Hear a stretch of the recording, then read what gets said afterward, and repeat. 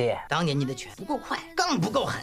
不过您放心，有我在，霍家拳绝不会再败在他人的手下。眼前这个站在灵堂训父的男人，就是出生于武术世家的霍元甲。他在小的时候就喜欢偷看父亲练武，看到父亲一掌下去，石头就断成了2半。有这样厉害的父亲，霍元甲感到隐隐自豪。可第2天发生了一件令他十分不解的事。这天，他的父亲霍恩帝与赵家拳的赵忠强进行了一场擂台比武。生死状已签，胜负在人，生死在天。比武开始，面对强大的霍家拳，赵家拳明显不是对手，没几下功夫便被霍恩帝逼到了擂台的边缘。可就在霍恩帝可以一掌赢得比赛的时候，这一掌却停在了空中。原来是他并不想痛下杀手。可就是这一点犹豫，给了赵忠强反击的时间。在台下一直观战的霍元甲深知父亲那一掌的真正实力，可最后霍家拳却输掉了比赛，没能拿下荆门第一。霍元甲因此遭到赵忠强儿子赵健的嘲讽。为了找回霍家拳的尊严，霍元甲与他站在了擂台之上。只是当时霍元甲身患哮喘，父亲也从不让他习武，没学过功夫的他根本毫无还手之力，就被赵健踩在了脚下。被打败的霍元甲十分不服，他在此刻便发誓，以后不会允许任何人在擂台上打倒他。回家以后，霍元甲伙同发小敬孙偷出了自家的霍家拳秘籍，瞒着父亲的他便开始天天练武。他找到了赵健，这一次他轻轻松松打败了赵健，报了赵家拳的仇。岁月如梭，身体羸弱的霍元甲已经成家立业，还有了一个可爱的女儿。此时的他已经是霍家拳的接班人。他看着满墙的生死状，立誓要让霍家拳成为荆门第一。爹，当年你的拳不够快，更不够狠。有我在，霍家拳绝不会再败在他人的手下。可母亲却时常告诫他。此时的霍元甲眼里满是戾气，根本听不进去母亲所言。这天有人给霍元甲下了挑战书，霍元甲出场，霍家拳的粉丝热情捧场。霍元甲，这句话是个是荆门第一呀！才知道对手是当年的手下败将赵健。原来这些年为了打败霍元甲，赵健走南闯北，练就一身的好武艺，只为打败霍元甲找回面子。面对赵健的挑衅，霍元甲满是不屑，他一个飞身拉上绳索，刚要爬上擂台时，赵健一脚踢来，一个转身空翻，顺利登台。师傅太棒了！在台下粉丝的欢呼声中，两人的比武正式拉开帷幕。两人先是普通过招，互相试探实力。赵健的下盘稳如泰山，面对刚劲有力的腿法，霍元甲连连防守。几个回合下来，两人势均力敌。摸清赵健的招式之后，霍元甲开始反击。他飞身跳到赵健身后，将其锁喉，并一顿猛锤。赵健挣脱开来，挡了一招霍元甲的飞腿。要不怎么说赵健的马步扎得稳？霍元甲猛攻其下盘，赵健却依然纹丝不动，纵身一跃，狠狠朝霍元甲的胸口打了一拳。今天我一定要打赢你的霍家拳！好，给你个机会。听到赵健嘲讽霍家拳，霍元甲顿时发了狠劲，一个抬腿直接踩碎了地板。被彻底激怒的他招招狠辣，一拳打得赵健连连后退。接着他重重攻击赵健的铁马，一腿将他踢下擂台。危急时刻，赵健抓住了木板，台下的吃瓜群众为他捏了一把汗。赵健又跳上擂台，使出了第2个看家本领虎爪拳。这精彩的招式看得台下的观众一片沸腾。猫爪、虎爪，赵健指军力大无比，将霍元甲的衣服连连抓破。霍元甲顿时被逼到擂台边缘，眼看就要掉下擂台，幸好一把抓住了赵健的手。你说下去就下去，猫爪、虎爪。霍元甲开始以手为攻，抓好时机后将其手指折断，一拳打下破了他的虎爪，然后另一个虎爪也被折断，这下彻底成了猫爪。赵健并不甘心，又扎起了马步。霍元甲双掌齐出，赵健被击落。霍元甲伸出手去救，可赵健还是重重摔落在地。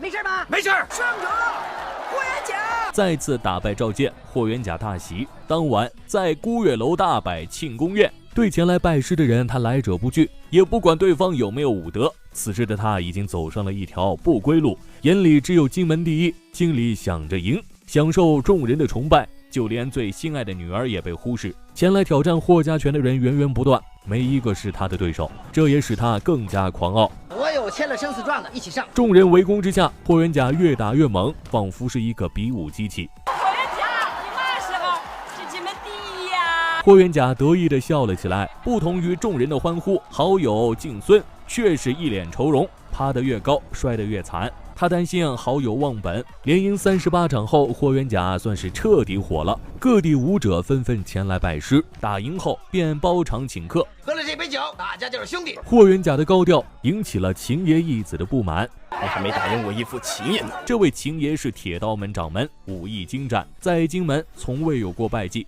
这下霍元甲把秦爷记在了心里，他认为想要成为真正的荆门第一，和秦爷一战非打不可。他的力气和锋芒让敬孙感到担忧，可霍元甲杀红了眼，根本不听好友的劝阻。这天，霍元甲从孤月楼出来，霍元甲转身回望，铁刀门馆主秦爷就在后面。二人一碰面，霍元甲字里话间都毫不客气。秦爷，我以为你年迈已高，回陕西享清福去了，恭喜了。帮帮你的师傅吧！霍元甲这下被气得不轻，抬头见看到自己这些不成器的徒弟，顿时找到了发泄口。这一拳20年的功夫，你们挡得住吗？这时一个徒弟被抬了进来，听到是秦爷所为后，霍元甲不问缘由，怒气冲冲的就转身离开，直接冲到秦爷的寿宴上。秦爷的义子上前劝说，却被霍元甲按在地上。这时秦爷走来，他告诉霍元甲不要在寿宴上大打出手，可霍元甲根本不给面子，还将秦爷义子踹倒在地。够胆签上名字，要不当众跪下赔个不是。这时敬孙出来劝解，看霍元甲死活不听劝，敬孙表示二人多年朋友，算是白交一场。遣散客人之后，大战一触即发，外面电闪雷鸣，二人持刀相向，打翻桌子，砍破地板，就连大大的寿子也被一分为二。铁刀门的刀法果然名不虚传，几个回合下来，霍元甲被砍破了手臂，他跳上房梁，从上开始进攻，一刀划破了秦爷的秃头。秦爷摸了摸天灵盖，彻底被激怒，开始连下杀招，打得霍元甲差点掉下酒楼。几百回合后，两人相持不下，霍元甲的刀已经布满缺口。紧接着秦爷一个飞扑，霍元甲顺势下腰，秦爷差点就被开膛破肚，一刀而下，砍断了霍元甲的大刀。利用刀上的圆环，秦爷再次重伤霍元甲，霍元甲被打下酒楼，掉入水池。二人在水中交战，霍元甲的刀彻底砍断，他果断丢掉刀柄，几个闪躲下，一脚将秦爷踢倒在地。没了武器的秦爷挡不住霍家拳的威力，霍家拳法起无形落无迹，秦爷一声惨叫，霍元甲使出了那练了20年的一拳，一瞬间肋骨断裂。打开门，霍元甲的徒弟欢呼起来。就在他们饮酒作乐之时，秦爷的义子恶狠狠地盯着他们。此时的霍元甲还不知道，和秦爷这一战改变了他一生。第二天，霍元甲颤颤巍巍地从酒楼里走出来，敬孙站在楼上告诉他，2个时辰前秦爷已经死了，并祝贺他终于成为了荆门第一。之前的乞丐再一次出现。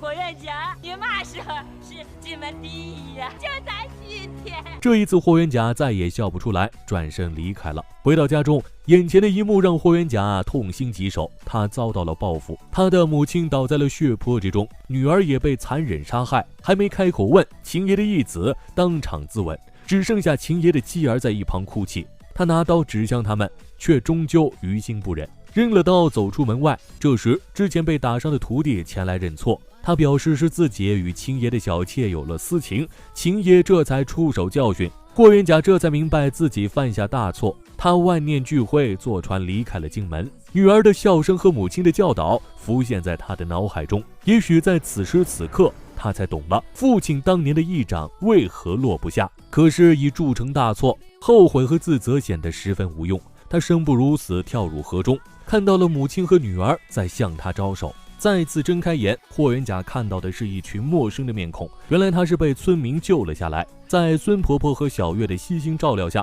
他活了过来。可他还是活在悔恨当中，不愿意面对残酷的现实。小月见他如此，不断鼓励着他。没有什么结是化不开的。牛棚里一个叫阿贵的小孩在哭泣，原来是他心爱的老牛阿黄，英年迈体衰，即将离去。他只是睡了一觉，醒了他就知道他自己该做什么。在孙婆婆的开导下，霍元甲清醒过来，他走出了牛棚，跟孩子们一起玩耍，跟村民们学习插秧。这天，阿贵因为偷了隔壁村的牛，被村民们绑了手鞭打。心疼孩子的霍元甲甘愿为他受罚，于是一个壮汉上前，几个重击将霍元甲打倒在地。他忍着疼痛不去还手，村民们开始看不下去了。你不愿伤别人的命，你也不能让别人伤了你的命。听到这番话，霍元甲开始防守反击，壮汉的几招进攻被他一一化解。可就当他可以一招制敌之时，他却停手了，放壮汉一马。霍元甲以德服人，赢得了壮汉的尊重，并放了阿贵。时光飞逝，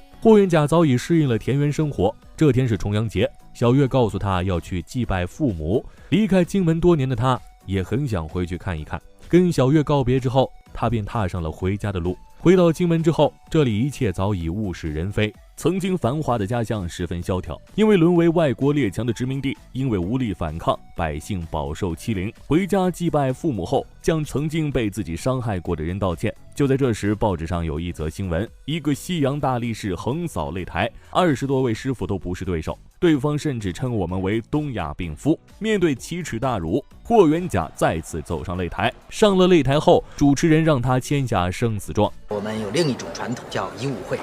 这几句话获得台下观众的掌声，比赛正式开始。大力士奥比英脱下战袍，霍元甲起势推了一掌，奥比英一身的腱子肉果然不是白长的。